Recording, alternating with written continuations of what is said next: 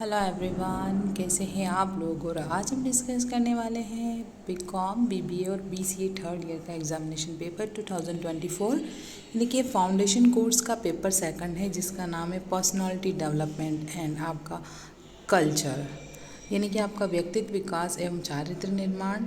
और साथ में है आपका digital awareness and cyber security, यानी कि डिजिटल जागरूकता और जो साइबर सुरक्षा। अगर हम बात करें यहाँ पर, तो ये ऑब्जेक्टिव टाइप जो क्वेश्चन पेपर है पूरा का पूरा 100 क्वेश्चन है, 50 ए पार्ट के और 50 बी पार्ट के। इस टाइप से आपका पैटर्न आएगा, देख लीजिए आप। चलिए यहाँ पे पार्ट 1 स्टार्ट करते हैं। व्यक्तित्व विकास एवं चारित्र निर्माण, इंग्लिश एंड हिंदी दोनों टाइप के क्वेश्चन यहाँ पर दिए गए हैं। व्यक्तित्व विकास से क्या तात्पर्य है, 4 में से एक ऑप्शन आपको टिक करना है। मैं सिर्फ क्वेश्चन पढ़ूंगी और आपको यहाँ पे इस क्वेश्चंस को देखना है कि आप इससे कैसे सीख सकते हैं और जो एग्ज़ाम की तैयारी कर सकते हैं। ये पेपर आपको बहुत ही हेल्प करने वाला है एग्ज़ाम देने में। कौन सा कथन व्यक्तित्व विकास के महत्व का सबसे अच्छा वर्णन करता है? व्यक्तित्व विकास का प्रमुख पहलू क्या है? व्यक्तित्व विकास में आत्म जागरूकता क्यों महत्वपूर्ण है?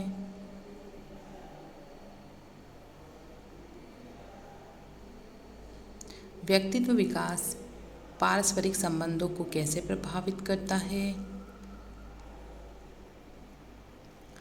चारित्र निर्माण का आधार क्या है? निम्न में से कौन सा चारित्र निर्माण का घटक नहीं है? चारित्र विकास प्रमुख किस पर केंद्रित होता है? एक मजबूत चारित्र निर्माण के लिए कौन सा गुण आवश्यक है? चारित्र विकास में सहानुभूति का क्या महत्व है? कौन सा कोश व्यक्ति की बौद्धिक क्षमताओं को समाहित करता है? आनंद के अवधारणा का प्रतिनिधित्व करने वाले कोश को क्या कहा जाता है? किस कोश को मानव व्यक्तित्व की सबसे भीतरी परत माना जाता है? मन एवं भावनाओं से संबंधित कोश कहलाता है। व्यक्तित्व विकास में पंचकोश निम्न के एकीकरण का प्रतिनिधित्व करता है। निम्न में से कौन सा व्यक्तित्व विकास का भौतिक पहलू नहीं है? चारित्र निर्माण में मानसिक विकास को प्रभावित करने वाले प्रमुख कारक क्या हैं? निम्न में से कौन सा चारित्र निर्माण में मानसिक विकास का मील का पत्थर नहीं है? क्वेश्चन ध्यान से पढ़िएगा, नहीं है। निम्न में से कौन सी शारीरिक गतिविधि का उदाहरण है जो चारित्र निर्माण में योगदान देती है? व्यक्तित्व विकास के किस पहलू में किसी के वातावरण में होने वाले परिवर्तनों को अपनाना शामिल है? कौन सी गतिविधि निरंतर सीखने और विकास को बढ़ावा देती है? दैनिक दिनचर्या में कार्यों को प्राथमिकता देना क्यों महत्वपूर्ण है? एक्चुअल में मैं ऑब्जेक्टिव इसलिए नहीं पढ़ रही हूँ नीचे की, क्योंकि वीडियो बहुत लंबा हो जाएगा। आप देख लीजिएगा, इसको स्क्रीनशॉट लेके भी पढ़ सकते हैं या स्किप कर करके पढ़ सकते हैं इसको। स्वस्थ आहार का व्यक्तित्व विकास पर क्या प्रभाव पड़ता है? नोट डाउन भी कर सकते हैं। पर्याप्त नींद व्यक्तित्व विकास में कैसे योगदान देती है? व्यक्तित्व विकास में संतुलित आहार की भूमिका के बारे में कौन सा कथन सत्य है? कौन सी गतिविधि आत्म जागरूकता बढ़ाने में मददगार कर सकती है? कौन सा व्यवहार सहानुभूति और भावात्मक बुद्धिमत्ता को बढ़ावा देता है? समस्या समाधान कौशल को बढ़ाने के लिए एक सूक्ष्म व्यायाम क्या है? निम्न में से कौन सा अष्टांग योग के 8 अंगों में से एक नहीं है? अष्टांग योग का प्राथमिक फोकस केंद्र क्या है? संस्कृत में अष्टांग शब्द का क्या अर्थ है? अष्टांग योग के किस अंग में इंद्रियों को वापस लेना शामिल है? अष्टांग योग में यम और नियम का अभ्यास करने का उद्देश्य क्या है? अष्टांग योग के किस अंग में एकाग्रता और ध्यान शामिल है? किस अष्टांग योग अभ्यास में नियंत्रण श्वास तकनीक शामिल है? ईश्वर प्राणिधान का अभ्यास करने से निम्न हो सकते हैं।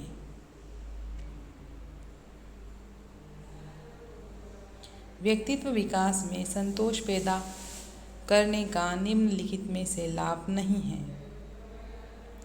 निम्न में से कौन सा नागरिकता जागरूकता घटक नहीं है?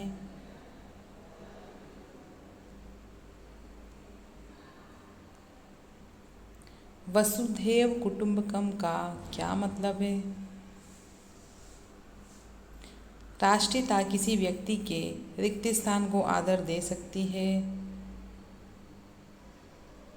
निम्न में से कौन सा व्यक्तित्व विकास में सह अस्तित्व का सबसे अच्छा वर्णन करता है? गतिविधियों में आनंद और प्रसन्नता का अनुभव व्यक्तित्व विकास के किस पहलू में योगदान दे सकता है? कर्म योग व्यक्ति विकास में कैसे योगदान देती है? भारतीय काल गणना के अनुसार एक दिन में कितने प्रहर होते हैं? आत्मसम्मान व्यक्ति विकास में कौन सा योगदान देता है?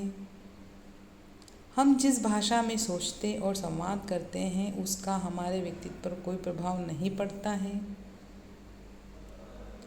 किसी की मातृभाषा और भारतीय ज्ञान परंपरा पर चिंतन करने की उसकी विरासत और मूल्यों के साथ गहरा संबंध विकसित हो सकता है और व्यक्तित्व लक्षणों को आकार दे सकता है। महापुरुषों की जीवनियाँ पढ़ने से व्यक्तित्व विकास के लिए बहुमूल्य अंतर्दृष्टि और प्रेरणा मिल सकती है। सहनशीलता एक जन्मजात गुण है जो जन्म से ही व्यक्तियों में मौजूद होती है।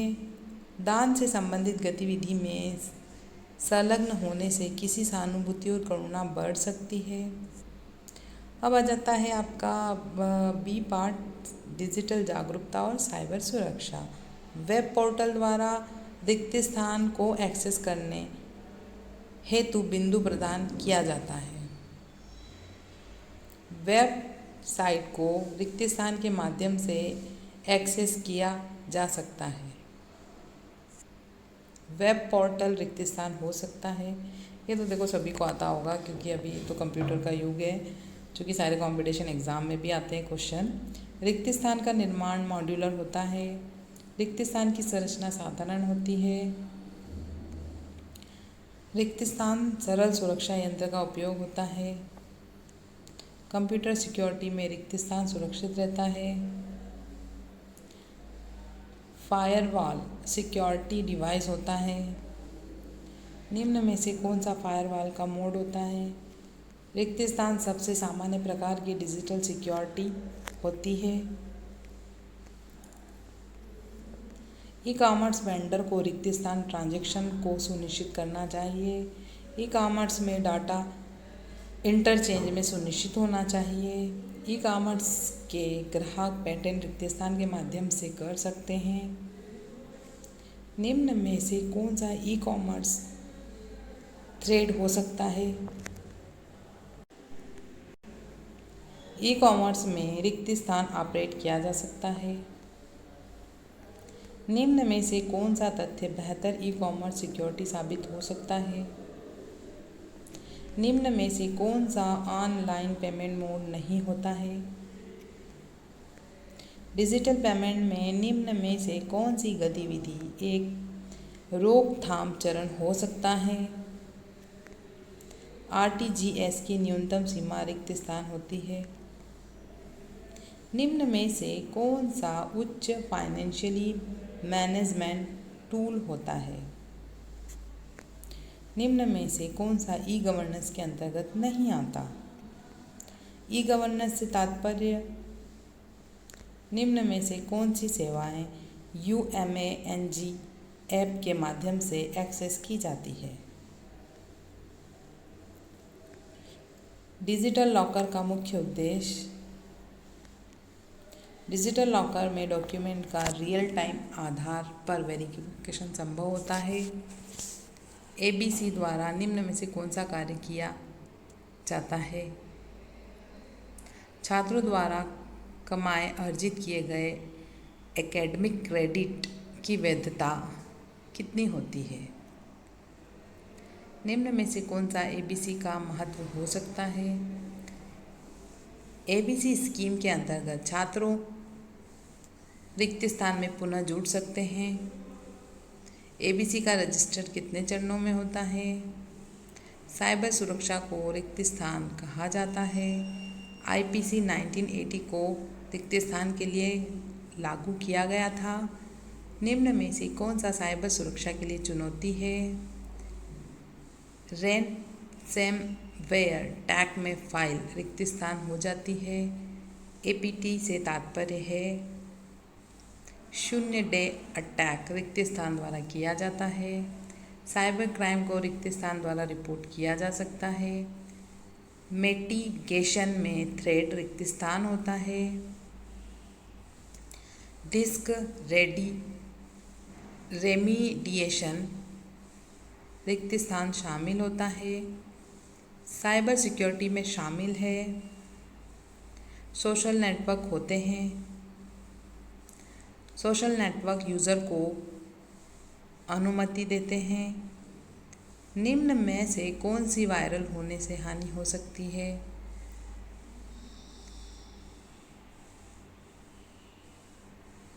निम्न में से कौन सा सोशल मीडिया के लिए बेहतर प्रैक्टिस के रूप में हो सकता है? निम्न में से कौन सा सोशल मीडिया के लिए रिस्क हो सकता है? SMM से तात्पर्य है हैशटैग चिन्ह के साथ शुरू होता है। निम्न में से कौन सा व्यावसायिक और प्रोफेशनल सोशल नेटवर्किंग साइट है? सोशल मीडिया को एकत्रित करने के लिए प्रक्रिया होती है।